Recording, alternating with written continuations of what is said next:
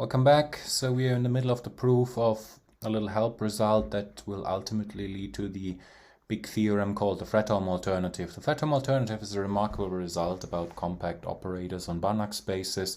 It explains to a certain extent, and that extent will become more clear as we progress. It explains why these guys are so important. The first fact about those ones is that, well, they behave, if you look at the right combination, they behave very much like operators on finite dimensional vector spaces. And here's the first property, namely identity minus something compact is injective if and only if it is surjective.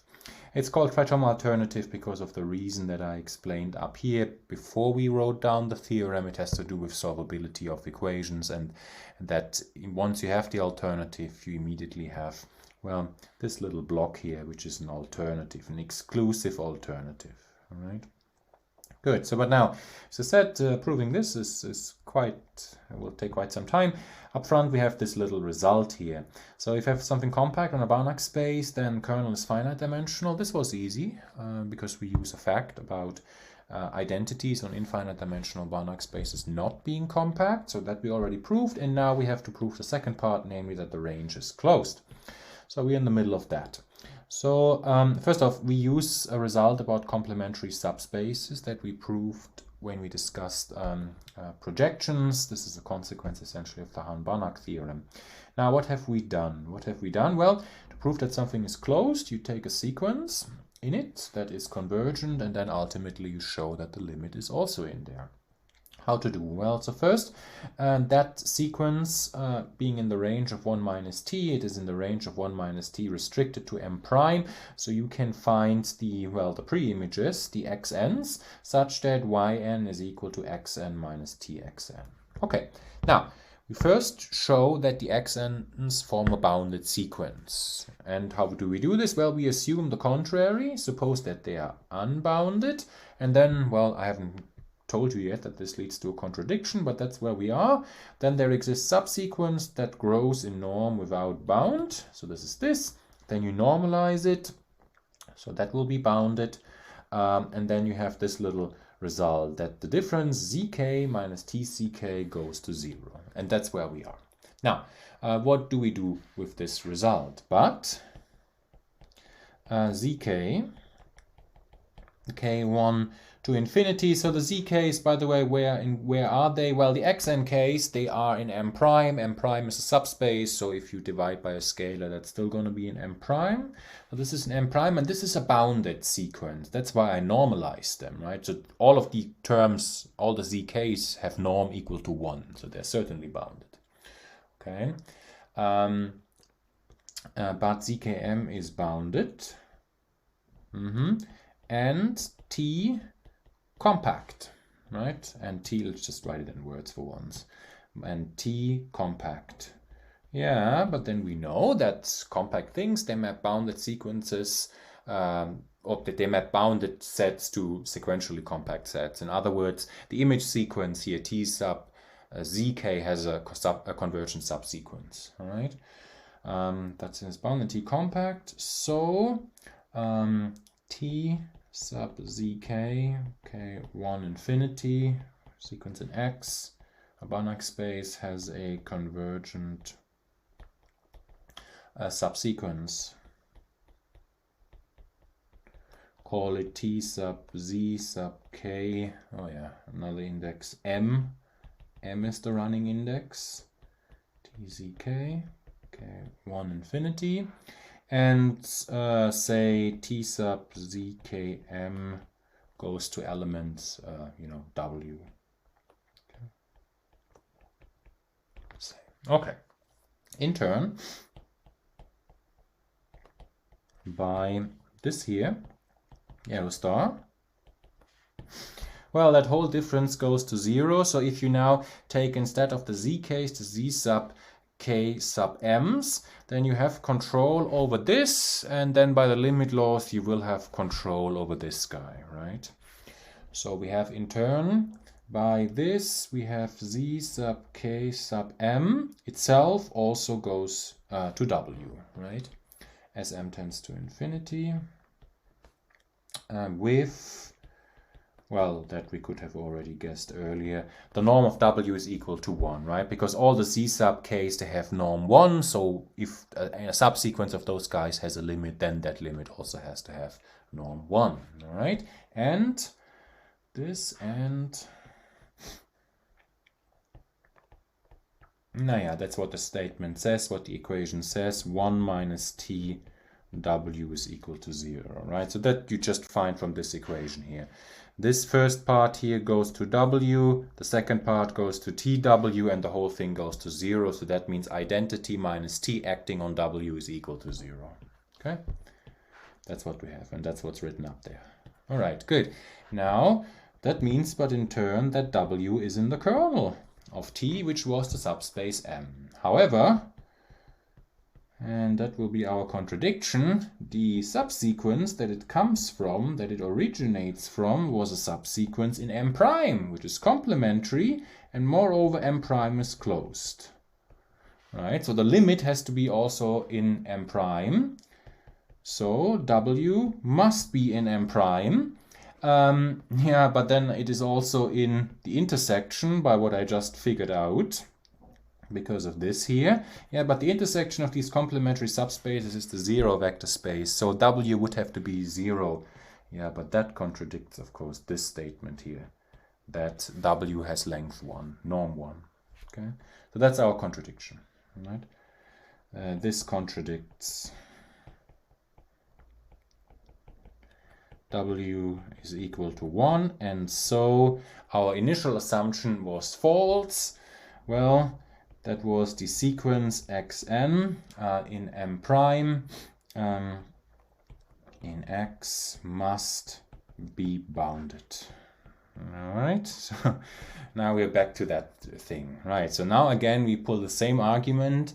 Boundedness under the image of a compact map leads to existence of convergent subsequences, right? Hence, by compactness of T, so that's the second time that we use it, we can select a convergent subsequence T sub x and m. M is the running index. That's a subsequence of the images of the xn's. And since now earlier on we had yn is equal to xn minus txn. Since this converges as n tends to infinity, so this was very much at the beginning. This is up here. Right, so this is this double underlined thing in red and in yellow. Yn is xn minus txn, and yn in the red bubble, it converges to y. Right, so that's precisely what I wrote here. It converges as n tends to infinity.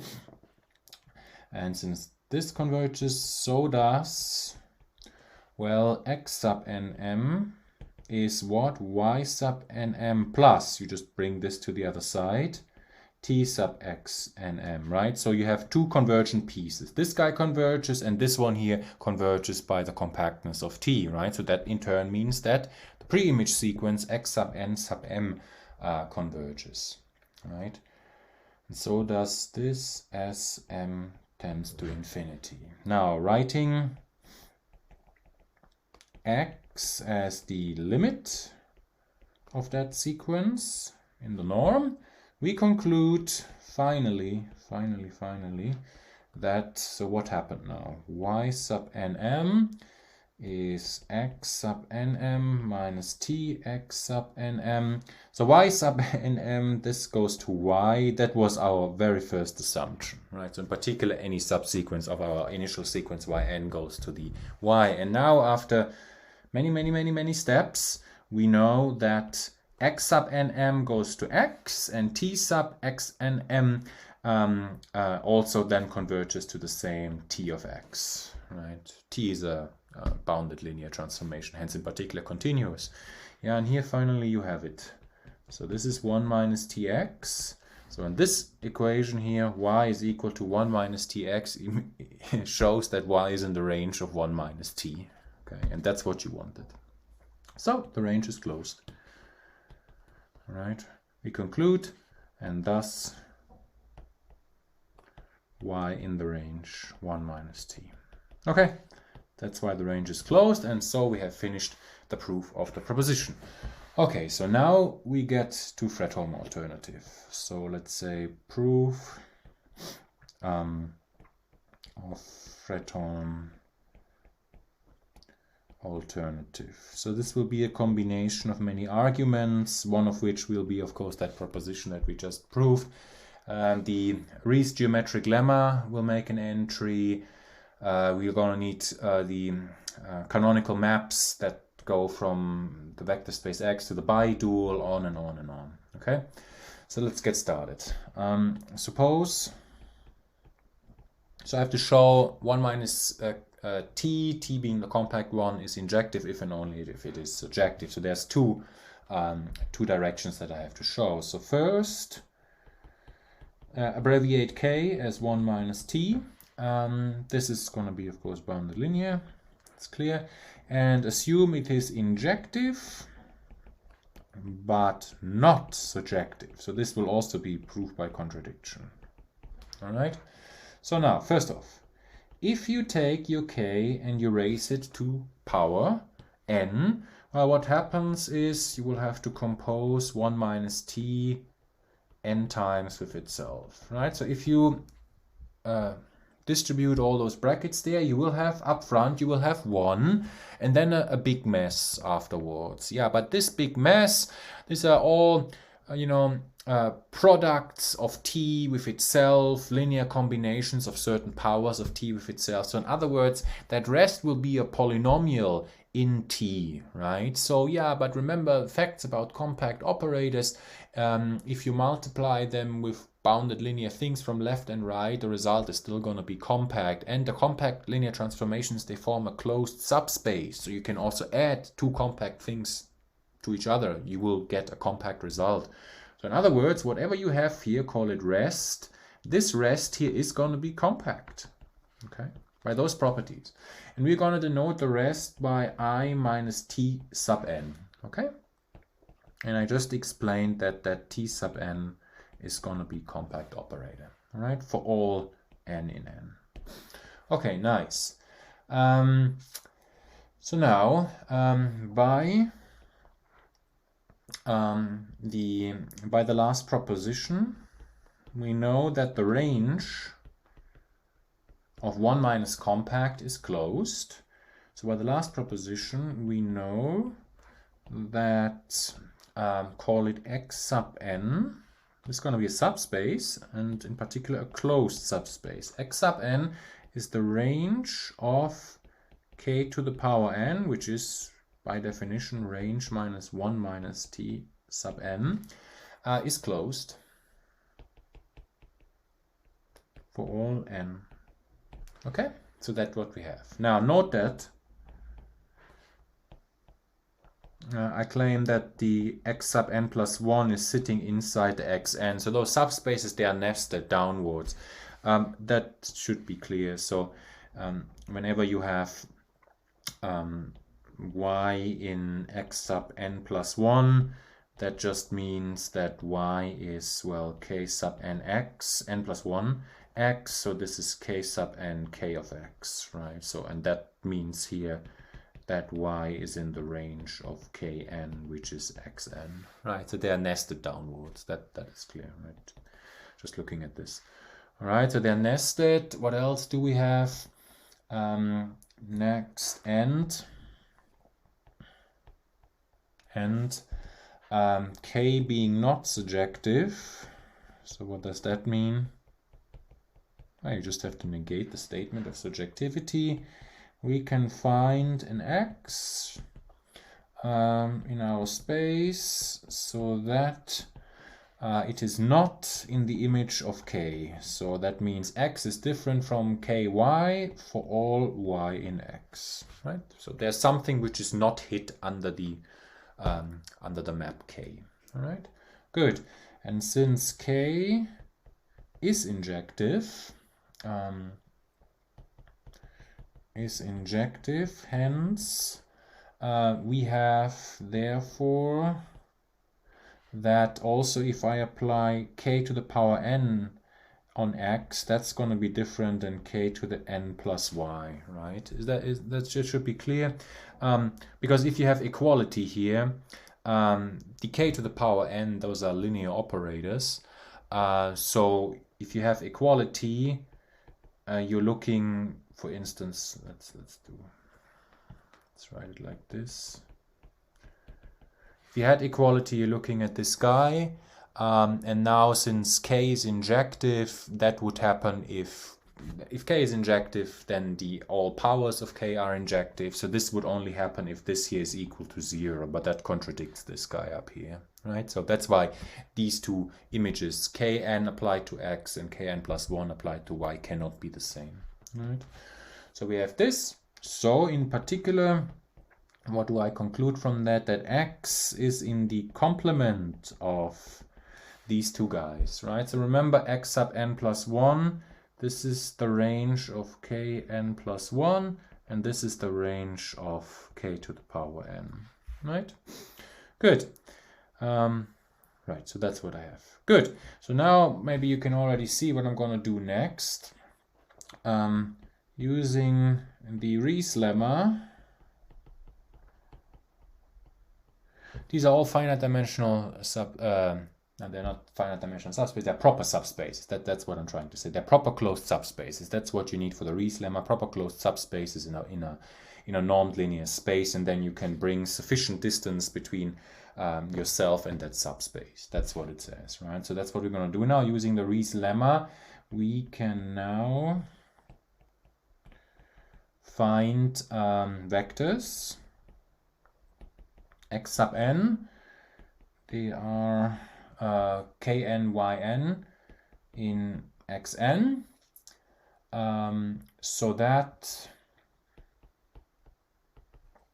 So in other words, they're in the range of kn. In other words, they are in the space x sub n, so that they have length 1. And we have distance between this guy and the next one is above 1 minus epsilon. So epsilon equals a half gives me 1 over 2, right? Since for m bigger n above 1, we then have that txm plus kxn is in xn plus 1. So why is this? So xn is in, small xn is in capital X sub n. So that's why this guy here applied k one more time is in x sub n plus 1.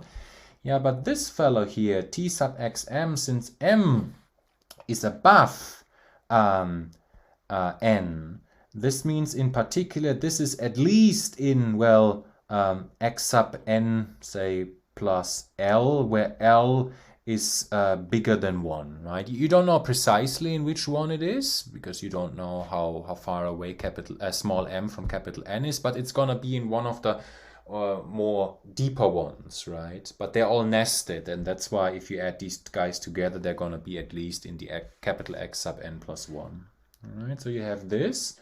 And so if you now look at the following distance, txm minus txn, again for m above n, that's gonna be what? Well, you remember how k was defined, so k is 1 minus t, that's what I'm gonna use now. So I have txm plus kxn minus xn.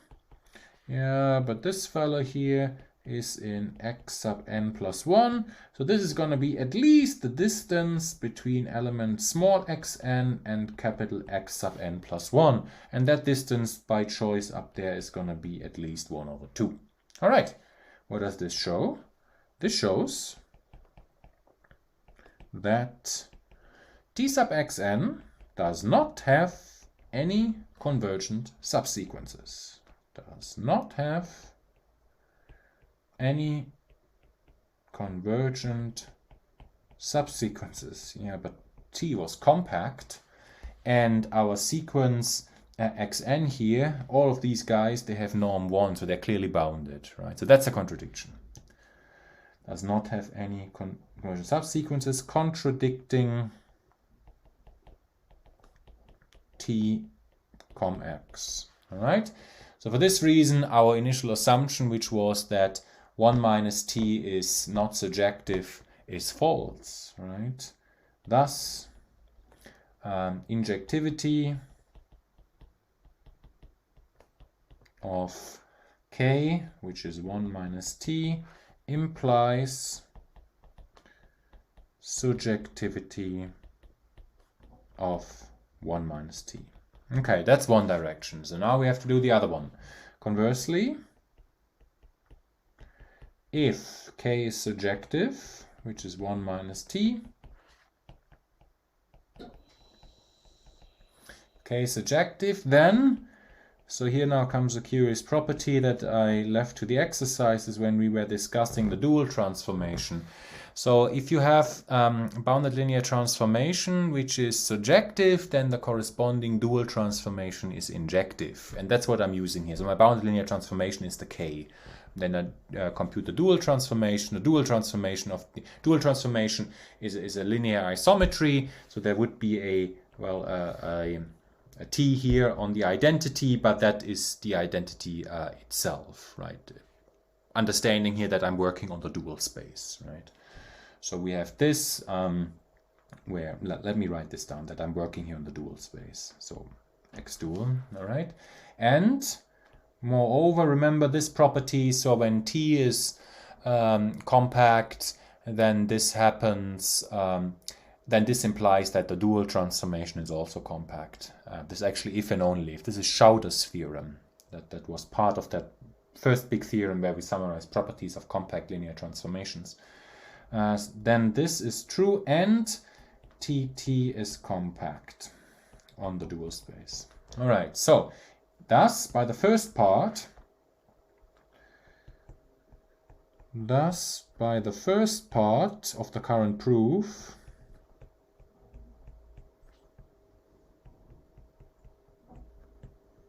so why can I use it? Well, look, I have now here that I start with surjective. I find out, oh, I didn't write the punchline.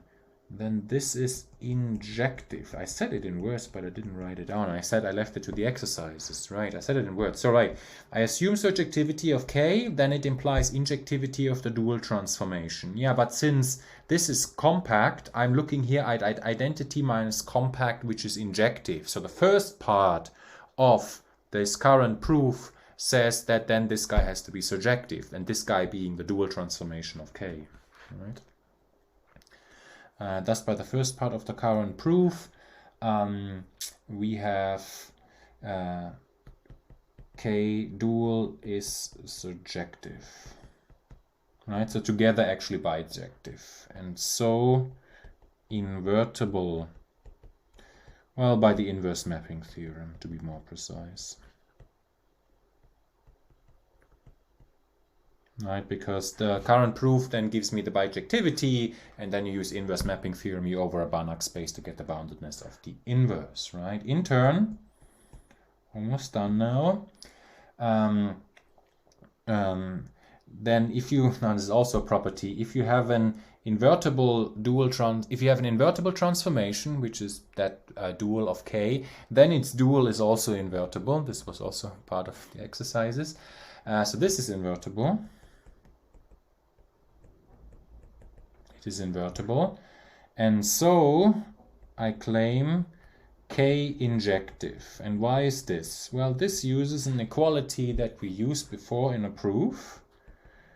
Namely, if you use the canonical map, then you have this equality, since this holds true with the canonical map J. So that's the canonical isometry from X to the dual space. And I claim this gives you injectivity. And why is this? Well, this guy here is invertible.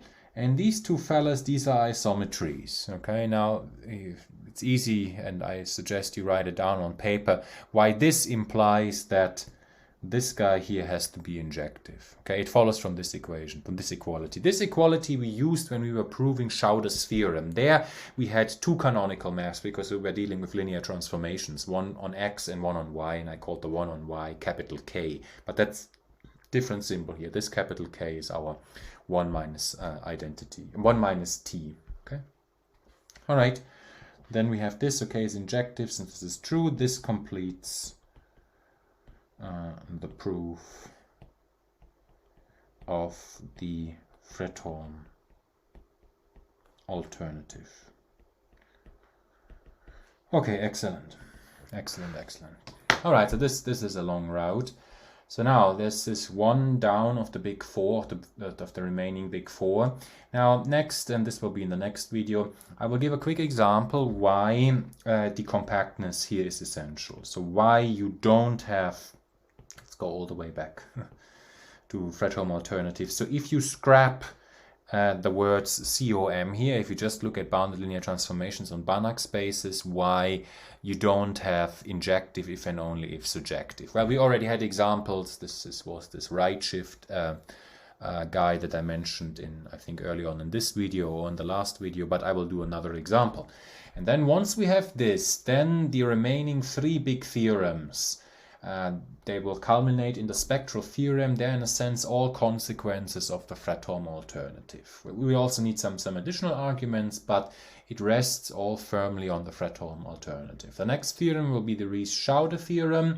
This is about existence of, well, eigenvalues, right? So that if in general, of course, these operators think about the right shift, they might not have any eigenvalues, but if you look at, again, identity minus compact, then the Ries-Schauder theorem will says, well, actually that guy has plenty of eigenvalues, right? And then once we have Ries-Schauder, then we have to show how we can generate corresponding eigenvectors. Once we have the eigenvectors, this will be the Hilbert-Schmidt theorem, then we will be able to write down the spectral theorem, and that will be the last result of this module. Okay, so that's going to be very exciting, but we will need some further time for that. I'll see you next time.